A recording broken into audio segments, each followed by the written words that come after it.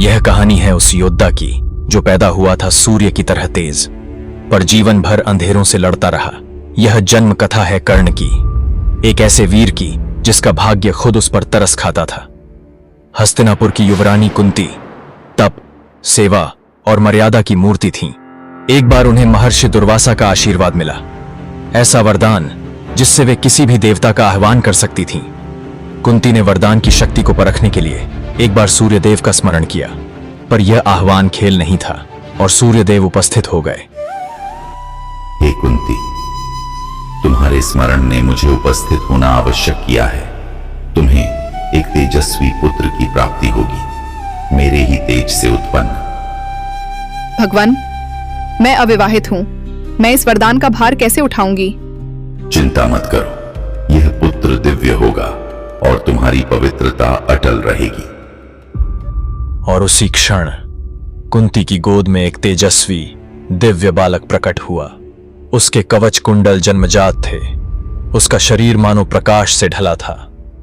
हे देव, मैं इसका पालन कैसे करूं? समाज, राज्य, लोग, मैं क्या उत्तर दूंगी? कुंती के मन में मातृत्व और समाज का भय दोनों लड़े। वह अपने पुत्र से प्रेम करती थी, पर परिस्थितियां निर्दयी थीं।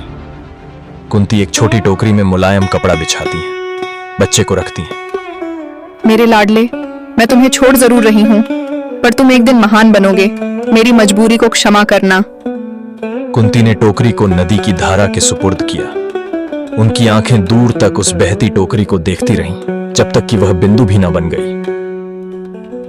राधा, देखो, यह क्या तैर कर आ रहा है? ओह, यह तो बालक है। कितना सुंदर, कितना तेजस्वी। राधा की गोद जैसे बरसों से इसी पल की प्रतीक्षा कर रही थी। उनकी ममता उमड़ पड़ी। अधिरथ, क्या हम इसे अपना मान सकते हैं? क्यों नहीं? इसे तो स्वयं भगवान ने हमें भेजा है। आज से यह हमारा पुत्र है। और इस प्रकार एक राजसी रक्त वाला बालक एक सारथी के परिवार में पलने लगा।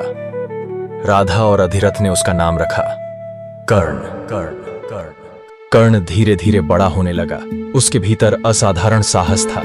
साधारण खेलों में भी उसकी चमक अलग दिखाई देती थी। और तभी एक बच्चा पेड़ पर चढ़ा था और गिरने वाला है।